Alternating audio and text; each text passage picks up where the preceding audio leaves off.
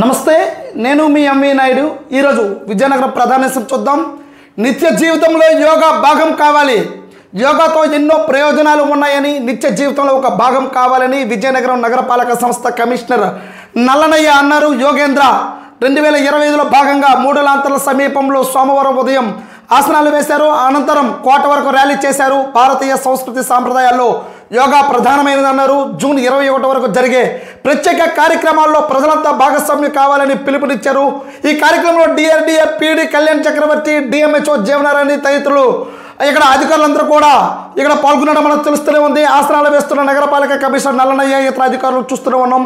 అయితే నిత్య జీవితంలో ఇప్పటికీ ఉన్న మానసిక ఒత్తిడి అయితే మాత్రం ప్రతి ఒక్కరికి కూడాను చాలా ఎక్కువగా తీవ్ర ఇబ్బందులు గురవుతున్నారు. కాబట్టి యోగా అనేది ప్రతి ఒక్కరూ చేస్తే మన ఆరోగ్యానికి చాలా మంచిదని ఇక్కడ అధికారికంగా ఇక్కడ చెప్తున్నాడు మనకు తెలుస్తూనే ఉంది. అలాగే విద్యార్థులను ఒక ప్రధాన చూద్దాం. మాస్కులు తప్పనిసరి అర్జీలు రాస్తున్న కలెక్టరేట్ సిబ్బంది. కరోనా కేసుల నేపథ్యంలో జిల్లా యంత్రాంగం అప్రమత్తమైంది. కలెక్టరేట్లో సోమవారం నిర్వహించిన ప్రజా సమస్యల పరిష్కార వేదిక హాజరైన అధికారులు సిబ్బందితో పాటు అర్జీదారులు సైతం మాస్కులు ధరించారు. మరోవైపు వినతి పత్రాలు రాసేందుకు ప్రవేశం ద్వారం వద్ద సహాయక కేంద్రాన్ని ఏర్పాటు చేశారు. అక్కడ 6 సిబ్బందిని నియమించారు. పీజీఆర్ఎస్కు 160 వినతులు వచ్చాయి. రెవెన్యూ శాఖకు సంబంధించి అత్యధికంగా 82, వైద్య శాఖకు 2, పంచాయతీకి 10 అర్జీదారులు వచ్చాయి. పింఛన్ల గురించి అయితే 21, పురపాలక గురించి అయితే 10, విద్యుత్ గురించి 5 సమస్యలు వచ్చాయి. సచివాలయాల గురించి 1 సమస్య, గృహ నిర్మాణ సంస్థకి అయితే 1, విద్యాశాఖ 7, ఇతర విభాగాలకు మిగిలినవి వచ్చాయి. కలెక్టర్ అంబేద్కర్, జేసీ సేతుమాధవన్, ఇన్ఛార్జ్ డిఆర్ఓ మురళి, ఉప కలెక్టర్లు కూడా ఇందులో పాల్గొన్నారు. అయితే పరిష్కార వేదికకు రాలేని అధికారులకు ముందుగానే సమాచారం ఇవ్వాలని చర్చల్లో సంక్షిప్త సమాచారం పెట్టేవారికి నోటీసులు ఇస్తామని కలెక్టర్ హెచ్చరించారు. ఇక నుంచి ప్రతి శనివారం సమావేశం ఉంటుందని, కింద స్థాయిలోని వినతుల పరిష్కారం అయ్యేలా చూడాలని స్పష్టం చేశారు. అయితే ఇప్పుడు కరోనా కేసుల నేపథ్యంలో అయితే మాత్రము వినతులు అనేది ప్రతి ఒక్కరూ ఇక్కడ నిన్న జరిగిన ఇక్కడ సోమవారం జరిగిన ఈ వినతుల విషయంలో అయితే మాత్రము ప్రతి ఒక్కరు కూడా మాస్కులు తప్పనిసరి అని చెప్పినట్టుగా ఇక్కడ మనం చూస్తూనే ఉన్నాం. ప్రతి ఒక్కరు రాస్తున్నప్పుడు కానీ, ప్రతి ఒక్క అర్జీలు పెట్టుకున్నవారు కానీ ప్రతి వారు కూడా ఇక్కడ మాస్కులతో నిన్న కలెక్టరేట్కి వెళ్ళినట్టుగా మనకు తెలుస్తూ ఉంది. ఇక్కడ ప్రధానమైన సమస్యల గురించి వచ్చే అధికారులు అప్రమత్తం అవ్వాల్సిందిగా దశ చేసినట్టుగా మనకు తెలుస్తూనే ఉంది. అలాగే ఒక్కసారి డెంకాడలో ప్రధాన చూద్దాం. ఊడిన తలుపులు, తుప్పుపట్టిన షట్టర్లు. డెంకాడ మండలంలోని డి కొల్లం వద్ద చంపవతి నదిలో నిర్మించిన డెంకాడ ఆనకట్ట ఛానల్ ఇది. దీని ద్వారా డెంకాడ, భోగాపురం మండలాల పరిధిలో సుమారు 5200 ఎకరాలకు సాగునీరు అందుతూ ఉంది. కొన్నేళ్ళుగా ఈ ఆనకట్టు శిథిలాస్థితికి చేరింది. నదిలో నిర్మించిన చప్టాపై తలుపులు, షట్టర్లు పాడయ్యాయి.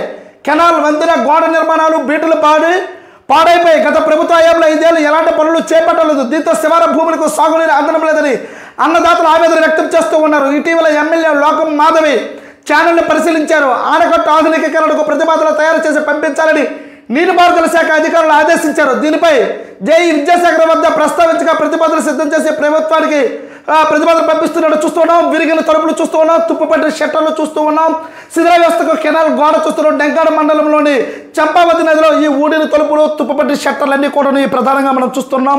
అయితే ఇవన్నీ కూడాను గత ప్రభుత్వం అయితే మాత్రము ఇవేవి బాగు చేయలేదు. ఇప్పుడు సాగునీరుకి చివరి వరకు అయితే భూములు పండించడానికి ఏ నీరు నిలవనట్టుగానే చూస్తుంది. షట్టర్లే కానీ అన్నీ తుప్పు పట్టిపోయి బీడులు పారిపోయాయి. దీని గురించి ఎవరు గతంలో అయితే మాత్రం అధికారులు పట్టించుకోపోసరికి ఇప్పుడు సాగునీరుకి చాలా ఇబ్బందికరంగా ఉంటుందని రైతులు ఆందోళన చేస్తున్న పరిస్థితి మనం చూస్తూ ఉన్నాం. అలాగే ఒకసారి బొబ్బిలి ఒక ప్రధాన చూద్దాం.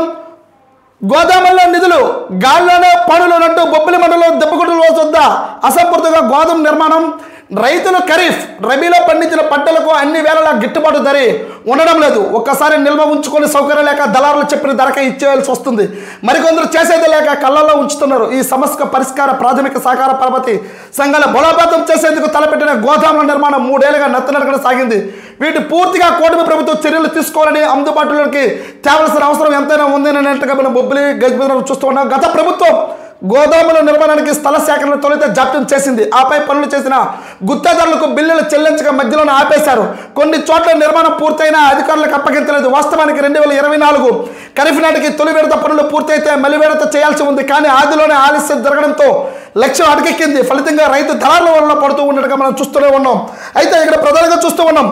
ఇక్కడ రైతుల నుంచి సేకరించిన పంటను నిల్వ చేసుకోవడమే కాకుండా గోదాములు అద్దె కేటాయించి పిఎస్ఎల్ నుంచి బలోపేతం చేయాలనేదే లక్ష్యం. అందులో సొసైటీలకు రుణం అందించి వాటితో నిర్మాణాలు చేపట్టారు. మరికొన్ని నెలల్లో ఖరీఫ్ పంట రైతులకు చేతికి రాబోతుంది. ఆలోపే అందుబాటులోకి తేవాలన్నట్టుగా ఇక్కడ చూస్తూనే ఉన్నారు.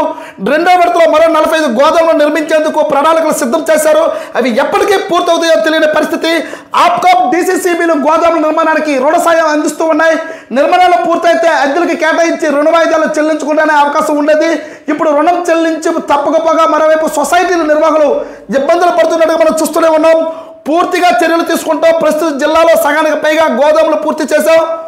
గోదాములు కొన్ని రోజుల్లో మిగిలినవి పూర్తి చేస్తాం. ఆపై కలెక్టర్ ఆదేశాల మేరకు ప్రైవేటు వ్యక్తులకైనా ఎందుకు కేటాయిస్తాం. ఇప్పటికే పనులు పూర్తి చేయాలని గుత్తేదారులు కోరామన్నట్టు జిల్లా శాఖ అధికారి రమేష్ చెప్తూ ఉన్నారు. బిల్లుల సమస్యతో కొత్త బగ్గంలో భవనాన్ని అధికారులకు అప్పగించని గుత్తేదారు మనం చూస్తూ ఉన్నాం. అయితే ఇక్కడ గోదాముల్లో నిధులు గాల్లోనే పనులు అన్నట్టు మనం ఇక్కడ ప్రధాన చూస్తూ ఉన్నాం. 3 ఏళ్ళుగా నత్తనడిగిన నిర్మాణాలు జరిగాయి. అయితే రైతులు పండించే పంట ఒకేసారి అప్ అండ్ డౌన్స్ అవుతూ ఉంటాయి కాబట్టి ఇవి ఎక్కడ కూడా రైతు పండించే పంటను వాళ్ళ ఇంటిలో ఉంచుకోవడానికి స్థలాలు ఉండవు. కళ్ళాలు కూడా చాలా ఇబ్బందికరంగా ఉంటాయి కాబట్టి వాళ్ళు కష్టం చేసిన ధాన్యం అవనియండి వాళ్ళ యొక్క పంటనైతే మాత్రం ఉంచుకునే పరిస్థితి అయితే మాత్రం రైతుకు లేదు. కాబట్టి దీనికి దళారుల వ్యవస్థకి అయితే మాత్రం రైతు ఎప్పుడు కూడా మోసపోతూనే ఉన్నాడు. ఎందుకంటే ఎప్పుడైతే ఈ దళారుల దగ్గరికి వెళ్ళిపోతూ ఉన్నాయో వాళ్ళు మార్కెట్లో గోదాముల్లోనూ వాళ్ళ యొక్క సొంత భవనాల్లోనూ సొంత అద్దెల్లోనూ ఉంచుకొని ఎక్కువ రేటుకు అమ్ముకుంటున్నారు. కానీ ఆ పరిస్థితి రైతుకు లేదు. ఎందుకంటే పండించే పంట కొద్దికాలం 6 నెలల్లో 3 నెలల్లో స్టాక్ చేసుకున్న తర్వాత ఖచ్చితంగా దానికి రేటు వస్తుంది. కానీ అప్పటి వరకు ఉంచుకోవడానికి స్థలం లేక ఇబ్బంది పడుతూ ఉన్నాడు రైతు.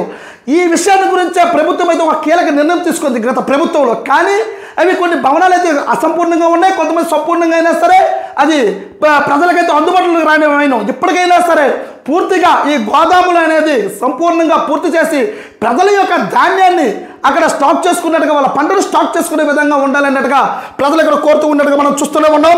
అలాగే ఒక్కసారి సర్కారీ కార్యాలయాలకు సౌర వెలుగులున్నట్టు విజయనగరంలోని ఫలకల ఏర్పాటుకు విద్యుత్ పంపిణీ సంస్థ సర్వే. ప్రభుత్వ కార్యాలయాల్లో ఇక సౌర వెలుగులు ప్రచురించనున్నాయి. పాలన కార్యకలాపాలకు అధిక విద్యుత్ వినియోగం అవుతుంది. ఛార్జీల భారం తడిచి మోపడవుతుంది. ఆంధ్రప్రదేశ్ తూర్పు ప్రాంత విద్యుత్తుల పంపిణీ సంస్థకు సకాలంలో బిల్లుల చెల్లింపుల పరిస్థితి నెలకొంది. బడ్జెట్ నిధులు చాలగా దాదాపు అన్ని కార్యాలయాలకు పెద్ద మొత్తంలో బకాయి పడుతూ ఉన్నాయి. ఈ భారాన్ని తగ్గించుకునేందుకే సౌర విద్యుత్ ఉత్పత్తి చేసుకోవాలని ప్రభుత్వం భావిస్తూ ఉంది. అధిక ఉత్పత్తి చేస్తే డిస్కంకు తిరిగి విక్రయించుకోవచ్చు. ఈ మేరకు 2 జిల్లాల కార్యాలయాలకు భవనాలపై వీటిని ఏర్పాటుకు సంబంధించి సర్వే చేపట్టారు. ప్రస్తుతం ప్రభుత్వ కార్యాలయాల్లో వినియోగించే విద్యుత్ యూనిట్కు 6 రూపాయల నుంచి 8 రూపాయల వరకు చెల్లించవలసి వస్తుంది. చాలా కార్యకలాపాలు వృధా అవుతూ ఉంది. సిబ్బంది లేకపోయినా పంపకాలు, లైట్లు, పంకాలు పనిచేస్తూ ఉండడంతో ఈ పరిస్థితి నెలకొంది. అదే సొంతంగా సౌర పలకలు ఏర్పాటు చేసుకుని విద్యుత్ ఉత్పత్తి చేసుకుని వినియోగిస్తే భారం సగానికి తగ్గుతూ ఉందని అంచనా. ఎప్పటికీ ఈ ప్రాజెక్ట్ అమలుకు ప్రభుత్వ రంగం విద్యుత్ సంస్థల్లో ప్రభుత్వ ఒప్పందం కుదుర్చుతూ ఉంది. దీనివల్ల యూనిట్ విద్యుత్ సుమారు 4 రూపాయల లోపే అందుబాటులోకి వచ్చే అవకాశం ఉంది. దీంతో విద్యుత్ ఆదాతో పాటు సెలవు రోజుల్లో ఉత్పత్తిని సర్దుబాటు చేసుకునే వీలుంటుందని అధికారులు చెప్తూ ఉన్నారు. ప్రభుత్వ ఆదేశాల మేరకు జిల్లాలో అందుబాటులో ఉన్న ప్రభుత్వ కార్యక్రమాలపై సోలార్ విద్యుత్ ప్లాంట్ల ఏర్పాటుకు సర్వే చేపట్టాం. డిస్కమ్స్ ఉన్నతాధికారుల ద్వారా ప్రభుత్వానికి నివేదిస్తాం. అందుబాటులో ఉన్న కార్యకలాపాలపై సౌర ఫలకాల ఏర్పాటుకు కోట్లలో వెచ్చించాల్సి వస్తుందంటూ లక్ష్మణరావు, చలపతిరావు ఉభయ జిల్లాల డిస్కమ్ ఎస్సీలు మాట్లాడుతూ ఉన్నారు. విజయనగరం కలెక్టరేట్ భవనంపై ఏర్పాటు చేసిన ఫ్లాట్లు మనం చూస్తూ ఉన్నాం. అయితే సర్కారు కార్యకలాపాలకు సౌర వెలుగులు అయితే వస్తూ ఉన్నాయి. ఇప్పటికైతే మాత్రము మోత మోగిపోతుంది కరెంటు బిల్లులతో. కొంతమంది అధికారులు లేనప్పటికీ కూడా ఫ్యాన్లు తిరుగుతూ ఉంటాయి, లైట్లు వెలుగుతూ ఉంటాయి.